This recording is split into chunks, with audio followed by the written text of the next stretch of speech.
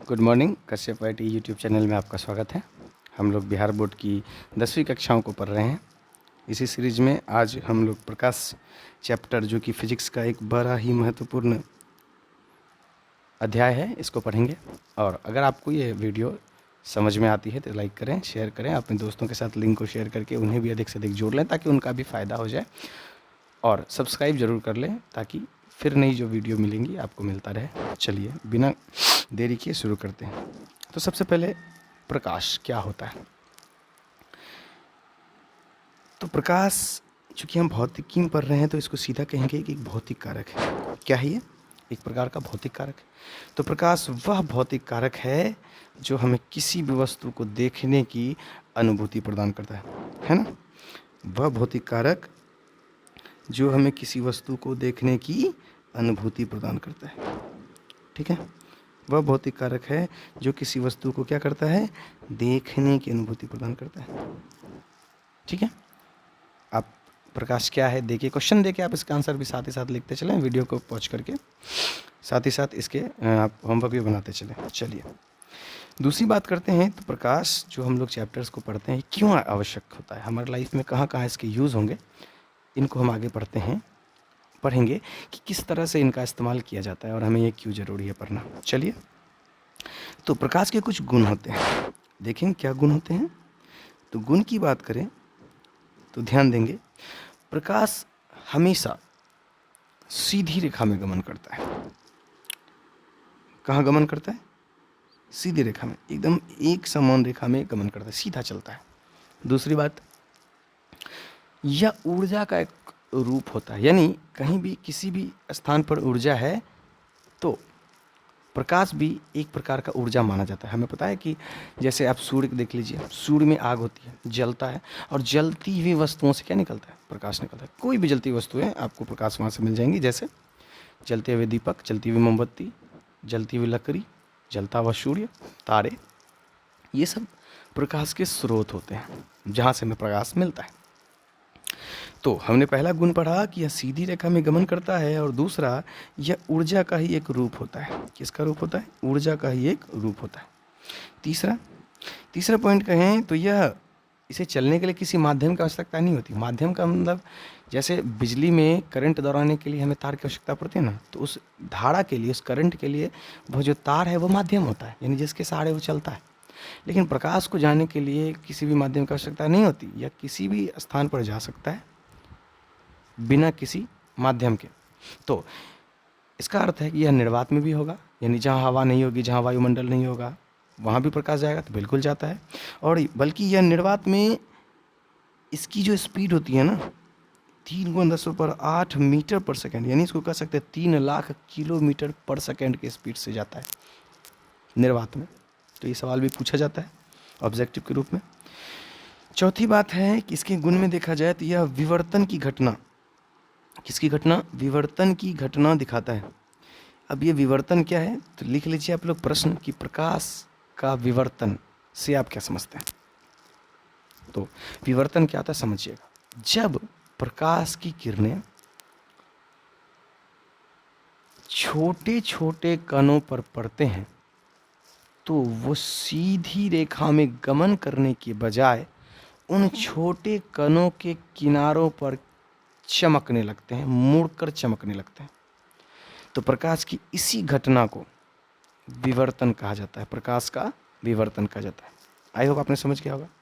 आपको अगर ये देखना है तो आप ऐसे घर में जाइए जो खप्पर के हों या फूस के हों, और वहाँ से सूर्य की किरणें गर्मी के दिनों में एकदम सीधी किरणें छेद से आती है, तो उनमें देखेंगे आप धूल में, वायुमंडल में जो छोटे छोटे कण हैं वो उनमें आपको तैरते हुए दिखेंगे, और उन्हीं में से कोई ऐसा कण होगा जिन पर प्रकाश की किरणें उनके कोड़ों पे चमकेंगी, एकदम उनकी किनारों पर चमकेंगी। तो इसी घटना को प्रकाश का विवर्तन कहते हैं। आई होप आपने इसकी परिभाषा भी लिख ली होंगी। अब आते हैं, एक शब्द आता है किरण। क्या है किरण, समझेंगे कि हम किरण किसे कहते हैं। समझिए इस चीज को। जब प्रकाश, ये स्रोत है, मान लीजिए ये प्रकाश का स्रोत है, ये मान लीजिए सूर्य है, ठीक है। जब प्रकाश एक ही दिशा में अपने स्रोत से निकलकर एक ही दिशा में गमन करता है तो इसे किरण कहते हैं। ठीक है, किरण किसे कहते हैं? जब प्रकाश एक ही पथ में एक ही दिशा में गमन करता है तो प्रकाश के इस रास्ते को किरण कहा जाता है। और इसी तरह कई सारे किरणों के जब समूह लिए जाते हैं तो कई सारे किरणों के समूह को किरण पुंज कहते हैं या प्रकाश पुंज कहते हैं। एक ही बात हो गई। इन सभी समूहों को क्या कहेंगे? प्रकाश पुंज कहेंगे। चूंकि ये प्रकाश के पुंज हैं, प्रकाश की किरणें हैं, तो इसे प्रकाश पुंज कहेंगे। ठीक है, तो प्रकाश पुंज, आई होप आपको समझ में आ गया। प्रकाश पुंज किसे कहेंगे? किरणों के समूहों को प्रकाश पुंज कहते हैं और एक ही दिशा में गमन करने वाले प्रकाश को किरण कहते हैं। कोई दिक्कत? चलिए, अब किरण जो होते हैं, ये जो प्रकाश पुंज होते हैं, ये 3 तरह से गमन करते हैं। पहला, गमन करने की दिशा समांतर, यानी एक ही समांतर रूप में, यानी बराबर दूरियों पर गमन करना। दूसरा, अभिसारी, ऐसा लगेगा कि विभिन्न स्रोतों से आती हुई प्रकाश की किरणें जब एक ही बिंदु पर आकर मिलती है तो इसे कहते हैं अभिसारी। क्या कहेंगे? अभिसारी। ये माफ कीजिएगा, ये भौ है, अभिसारी। तीसरा बात करते हैं तो तीसरा होता है अपसारी। क्या होता है अपसारी? अपसारी क्या है? जब किसी एक ही स्रोत से किरणें विभिन्न दिशाओं में गमन करती हैं तो इसे अपसारी कहा जाता है। अपसारी किरण पुंज। क्या कहेंगे इसे? अपसारी किरण पुंज। आई होप ये आपको लोगों को अच्छे से समझ में आ रहा होगा। अब देखिए, वे वस्तुएं जो प्रकाश उत्पन्न करें, क्या उत्पन्न करें? प्रकाश, तो उसे कहेंगे दीप्त वस्तुएं। दीप्त वस्तु क्या है? कि वैसी वस्तुएं जिनसे प्रकाश उत्सर्जित हो, प्रकाश निकलता हो, दीप्त वस्तु कहलाएगी। जैसे सूर्य, तारे, दीपक, मोमबत्ती, ये सब दीप्त है और इन्हें ही ऊर्जा स्रोत भी माना जाता है। तो इसके उल्टे देखें तो ऐसी वस्तुएं होंगी जो प्रकाश उत्पन्न नहीं करती होंगी। जैसे देख, अन्य चीज़ें, रेलगाड़ी, किताब, कॉपियाँ, कलम, बेंच, डेस्क, कुछ भी चीज़ें, जो बहुत सारी चीज़ें हैं, तो उन्हें अदीप्त वस्तुएं कहेंगे। तो वे वस्तुएं जो प्रकाश उत्सर्जन ना करता हो, अदीप्त वस्तुएं कहलाती है। ठीक है, अब देखिए, चूंकि हमने कहा था कि प्रकाश को चलने के लिए कोई माध्यम की आवश्यकता नहीं होती, लेकिन चूंकि हमारा वायुमंडल है तो यहाँ 2 तरह के माध्यम पाए जाते हैं हमारे वायुमंडल में। तो माध्यम 2 प्रकार के होते हैं। प्रकाश को चलने के लिए जो माध्यम होता है वो 2 प्रकार के होते हैं। एक होता है समांग और एक होता है विषमांग। अब ये क्या होते हैं समझेंगे कि समांग जो सतह है, समांग माध्यम क्या होता है और विषमांग क्या होता है। तो जब प्रकाश एक ही प्रकार के स्थानों से गुजरता हो, यानी एक ही प्रकार का, जैसे जल, समुद्र है तो सारा पूरा का पूरा पानी है, तो वो एक ही माध्यम हो गया, सिर्फ पानी। हवा की बात करते हैं, ये भी समांग होता है, एक जैसा समांग। लेकिन मिक्स की बात करें तो कीचड़ ले लें, कीचड़ में क्या होता है? जल भी है, धूल भी है, गाद भी है ना, इनको विषमांग कहेंगे। इसके अलावा गंदा जल, गंदे जल एक प्रकार से विषमांग माध्यम हो गए, यानी कि मिला जुला चीज़, बहुत सारी चीज़ों का मिला हुआ, तो वो, तो कहने का अर्थ है कि समांग माध्यम में प्रकाशीय किरणें ज़्यादा परिवर्तित होती है, जबकि विषमांग में प्रकाश कम परिवर्तित होता है या अपवर्तित होता है। ठीक है, अब देखिए, इन माध्यमों में को 3 आधार पे बांटा गया है। इन माध्यमों को 3 आधार पर बांटा गया है। अब देखिए, इन माध्यम के आधार पर वस्तुएं परिभाषित होती है। तो माध्यम के आधार पर देखिए, माध्यम के आधार पर वस्तुएं किस तरह की होती हैं? 3 तरह की होती हैं। तो पहला वस्तु कौन सा? पहला वस्तु होता है पारदर्शी। क्या होता है? पारदर्शी। अब समझिए, पारदर्शी वस्तु किसे कहते हैं?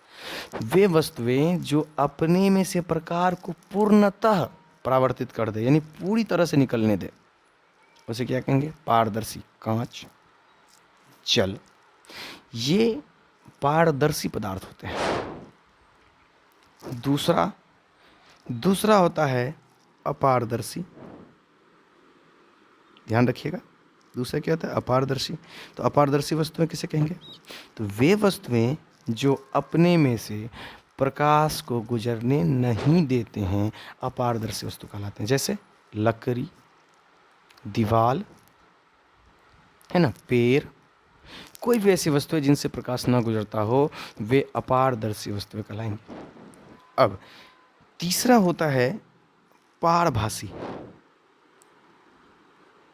अब ये पारभासी क्या होता है तो समझिएगा, जिनमें थोड़ा थोड़ा दोनों गुण, थोड़ा पारदर्शी वाला, थोड़ा अपारदर्शी वाला, जैसे उसे ही पारभासी कहेंगे। समझिएगा, तो पारभासी की जो परिभाषा है वो सिंपल सा है कि वे पदार्थ जो अपने में से प्रकाश को अंशतः गुजरने दे, एकदम हल्की मात्रा में गुजरने दे और हल्की मात्रा में रख ले, यानी वे माध्यम या वे पदार्थ जो अपने में से प्रकाश को अंशतः गुजरने दे, थोड़ी मात्रा में निकलने दे, पारभासी पदार्थ कहलाता है। जैसे घिसा हुआ कांच, तेल लगा हुआ कागज, है ना, और भी कई सारे होंगे। अब देखिए, एक अन्य शब्द आता है छाया। समझेंगे छाया क्या होता है या कैसे बनता है? तो ये सूर्य की किरणें हैं, यहां से किरणें निकली, इनकी सीध में, इनके रास्ते में एक अपारदर्शी वस्तु आ गई। ठीक है, अब इन वस्तु का जमीन पर एक काले कलर की छाया बनेगी। ठीक है, क्या बनेगी? छाया। ये इस तरह से। तो कहने का अर्थ है कि जब प्रकाश के गमन के पथ में, यानी प्रकाश के पथ पर, जब प्रकाश के रास्ते में जब कोई अपारदर्शी वस्तु रख दी जाती है, तो प्रकाश उस अपारदर्शी वस्तु के पार नहीं जा पाती, जिस कारण वहां पर एक अंधेरा क्षेत्र बन जाता है, और इसी अंधेरे क्षेत्र को छाया कहते हैं। आपने देखा होगा, जब आप धूप में निकलते होंगे तो आपके सूर्य जिस ओर होता है उसके विपरीत साइड, सूर्य के विपरीत साइड एक काला क्षेत्र बन जाता होगा आप ही के साइज का, उसे ही छाया कहते हैं। तो जितनी वो पारदर्शी वस्तुओं को रखेंगे वह उसी के आकार की छाया को बनाएगा। ठीक है, तो आई होप आपको समझ में आ गया वो छाया किसे कहते हैं। चलिए, अब देखिए, ये सब चीज़ें जो है प्रकाश के मुख्य मुख्य गुण थे, तो हमने इन चीज़ों को बताया। अब अगले टॉपिक की बात करते हैं। तो प्रकाश 2 घटनाओं को दर्शाता है। ध्यान से देखिए, प्रकाश 2 घटनाएं दिखाता है। पहला परावर्तन, प्रकाश के साथ 2 घटनाएं होती हैं, पहला परावर्तन और दूसरा अपवर्तन। ठीक है, अब हम लोग क्या करेंगे, हम लोग पहले परावर्तन को पढ़ेंगे, फिर अपवर्तन को पढ़ेंगे। तो परावर्तन क्या है?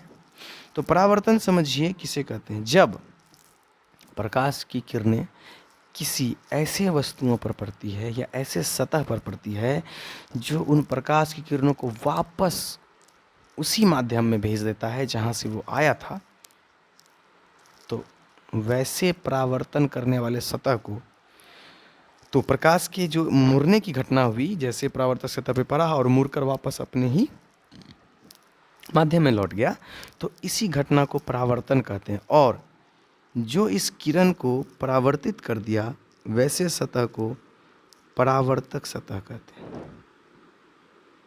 परावर्तक सतह यानी वे सतह जो प्रकाश की किरणों को वापस उन्हीं के माध्यम में वापस भेज देता है, उसे परावर्तक सतह कहते हैं। तो परावर्तक सतह 2 तरह के हो सकते हैं। एक पूरा प्लेन चमकीला और दूसरा उबड़ खाबड़ यानी खुरदरा। ध्यान से समझिए, एक होगा पूरा उबड़ खाबड़ और दूसरा प्लेन। जैसे मान लीजिए ये पूरा प्लेन है तो ये पूरी तरह से किरण को निकाल देगा, ठीक है, इस तरह से। तो ऐसे परावर्तन को, यानी जो पूर्णतः परावर्तित कर दे, तो ऐसा परावर्तन नियमित परावर्तन कहलाता है। क्या कहलाता है? नियमित परावर्तन। यानी जब कोई परावर्तक सतह प्रकाश के सभी किरणों को परावर्तित कर दे और किसी खास कोण से करे तो उसे नियमित कहेंगे। अब खुरदरी की बात करते हैं तो उसे अनियमित कहेंगे। तो अनियमित परावर्तन क्या होता है? देखिए, इस तरह का खुरदरी सतह है। अब प्रकाश की किरणें यहाँ पड़ेंगी, इधर भागेंगी, यहाँ पड़ेंगी, इधर भाग जाएंगी, यहाँ पड़ेगा, इधर भाग जाएगा। यानी अनियमित रूप से प्रकाश की किरणें गिरेंगी और ऊपर जाएंगी, परावर्तित होंगी, लेकिन किसी खास दिशा में नहीं होंगी। इसलिए इनको कहेंगे अनियमित परावर्तन। क्या कहेंगे? अनियमित परावर्तन। आई होप आपको परावर्तन समझ में आ गया होगा, नियमित और अनियमित। चलिए, अब मैं आपको थोड़ा समय देता हूं, आप इनको स्क्रीनशॉट ले लें और समझ लें। चलिए, अब हम लोग दूसरा पेज लेते हैं और फिर इसके अच्छे से हम लोग परावर्तन को समझेंगे। देखिए, अब हम समझेंगे कि आखिर परावर्तन सबसे ज़्यादा क्या कौन करेगा। परावर्तन बहुत है, हमारे दीवार जो होती है वह भी परावर्तन करती है, लेकिन सबसे ज़्यादा जो परावर्तन करता है वह करता है दर्पण। कौन करता है? दर्पण करता है। चलिए समझिए, तो जब किसी भी प्रकाश की किरणों को पूर्णतः परावर्तित करना हो तो हम लोग दर्पण का इस्तेमाल करते हैं। आप देखते होंगे कि गाड़ियों में भी, साइड मिरर में भी दर्पण यूज़ होता है। किसी में उत्तल, किसी में अवतल, कहीं पे समतल दर्पण भी यूज़ होते हैं और कहीं कहीं परवलयिक दर्पण भी होते हैं। तो हम पहले दर्पण को समझेंगे, दर्पण क्या होता है। तो दर्पण एक ऐसा चमकीला सतह वाला वस्तु होता है जो प्रकाश की किरणों को पूर्णतः परावर्तित कर देता है। दर्पण की परिभाषा मिल गई आपको, फिर से समझिए। दर्पण वह परावर्तक सतह होता है जो प्रकाश की किरणों को पूर्णतः परावर्तित कर देता है, उसे हम दर्पण कहते हैं। और ये किससे बनाए जाते हैं? तो ये कांच के बनाए जाते हैं। कांच के किसी एक भाग को जब रजित कर दिया जाता है, पेंट कर दिया जाता है, तो उसके सामने वाला जो सतह है वह दर्पण बन जाता है, यानी वह प्रकाश को पूर्णतः परावर्तित करने में सक्षम हो जाता है। तो इस तरह से हम देखेंगे कि दर्पण 3 प्रकार के होते हैं। पहला दर्पण होता है आपका समतल दर्पण। पहला दर्पण होता है आपका समतल दर्पण, यानी कि इस तरह का जो आप घरों में देखते हैं, आपके श्रृंगार वगैरह में जो होते हैं, या मार्केट में भी आपको मिल जाएंगे समतल दर्पण। तो समतल दर्पण यानी जो समतल सतह वाला हो, जैसे समतल दर्पण इस तरह के। दूसरा होता है गोलीय दर्पण। दूसरा गोलीय दर्पण,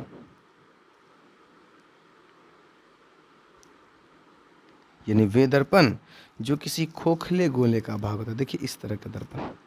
अब इसका एक सतह इधर रजित कर दीजिए और एक इधर कर दीजिए और इसको बीच से काट लीजिए, यानी इसको हम काट लेंगे। देखिए 2 तरह का दर्पण बना, एक अवतल, ये वाला अवतल और ये वाला उत्तल, यानी कि गोलीय दर्पण। इसको आगे हम समझेंगे। तो 2 तरह के दर्पण हुए, समतल, गोलीय। तीसरा दर्पण होता है परवलयिक दर्पण। ना तो ये समतल होता है, ना तो ये पूरी तरह से गोल होता है, ये परवल के आधे आकार के रूप में होता है। देखिए, तो ये परवलयिक दर्पण होता है। ठीक है, 3 तरह के दर्पण हमने समझा। अब देखिए, तो जब दर्पण का हम लोग यूज़ करते हैं तो दर्पण क्या करता है? प्रकाश की किरणों को परावर्तित कर देता है पूर्णतः।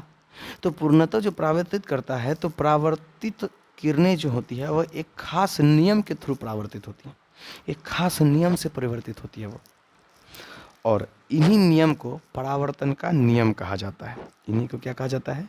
परावर्तन का नियम। अब समझेंगे, फिर हम समतल दर्पण, गोली दर्पण की चर्चा करेंगे। चलिए, तो अब ध्यान से समझिए कि एक आ गया क्वेश्चन कि परावर्तन के नियमों को लिखिए।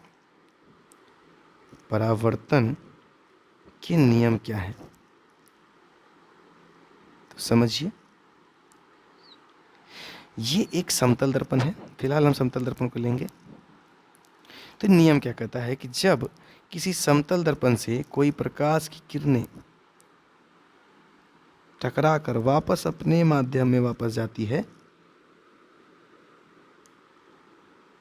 तो वह अभिलंब से एक खास कोण बनाती है। देखिए, यह अभिलंब होता है और ये आपतन बिंदु कहते हैं। ध्यान दीजिएगा, 3 चीज़ें हुई इसमें। अब क्या क्या है समझिए इस चीज़ को। तो सबसे पहली चीज़ें हो गई आपकी कि ये हो गया आपतित किरण। आपतित को इंग्लिश में इंसिडेंट बोलते हैं, इसलिए इसको आई कहेंगे।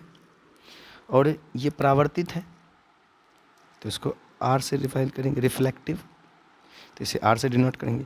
तो इन दोनों के बीच देखिए ये अभिलंब होता है और ये आपतन बिंदु। आपतन बिंदु किसे कहेंगे? किसी परावर्तक सतह पर जब प्रकाश की किरणें गिरती हैं तो जिस बिंदु पर गिरकर परावर्तित होती है उस बिंदु को आपतन बिंदु कहा जाता है। तो आपतन बिंदु क्या होता है? आपतन बिंदु आपतित किरण, ये देखिए आपतित किरण, परावर्तित किरण और आपतन बिंदु तीनों के मूल स्थान पर होता है। तो आप कह सकते हैं कि पहला नियम जो है परावर्तन का, कह सकते हैं कि आपतित किरण और परावर्तित किरण आपस में बराबर होते हैं। यानी जिस कोण से ये आएगा, थीटा कोण से, उसी थीटा कोण से ये रिफ्लेक्ट भी हो जाएगा। इस प्रकार हम कह सकते हैं कि आपतित किरण और परावर्तित किरण के जो कोण होते हैं वो दोनों आपस में बराबर होते हैं। इसलिए इसको हम लिख सकते हैं कोण आई बराबर कोण आर, पहला नियम।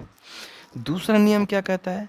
दूसरा नियम कहता है कि आपतित किरण, परावर्तित किरण और अभिलंब तीनों एक ही तल में, देखिए एक ही तल में है ना, तीनों तीनों एक ही तल में होते हैं। यानी आपतित किरण, परावर्तित किरण और आपतन बिंदु पर जो डाला गया अभिलंब है, तीनों एक ही समतल में होते हैं। आप यहाँ पे देख सकते हैं।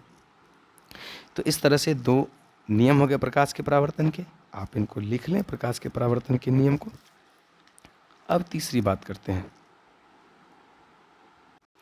अब आते हैं दर्पण पर। तो हमने समतल दर्पण के बारे में बता दिया। तो समतल दर्पण के क्या उपयोग होते हैं हम आप इसको खुद से पढ़ के और लिख के आवें और कमेंट में मुझे बताएं, ठीक है। आगे गोली दर्पण की बात करते हैं। तो हमने बताया था आपको, गोली दर्पण एक खोखले गोले का भाग होता है, ठीक है। खोखले गोले का इस तरह के दर्पण होते हैं और ये खोखले गोले जब इनको बीच से काट दिया जाता है तो कुछ इस तरह का जो है आपको देखने को मिल जाता है दर्पण। तो मैं आपको दिखा देता हूँ, कुछ इस तरह के दर्पण मिलेंगे आपको। देखिए थोड़ा सा इस तरह। अब आप इसको बीच से काट दीजिए। देखिए इस तरह आपको दर्पण मिल गया। ये गोली दर्पण है। अब अगर हम इसके इस भाग को रजित कर दें तो ये बन जाएगा अवतल दर्पण।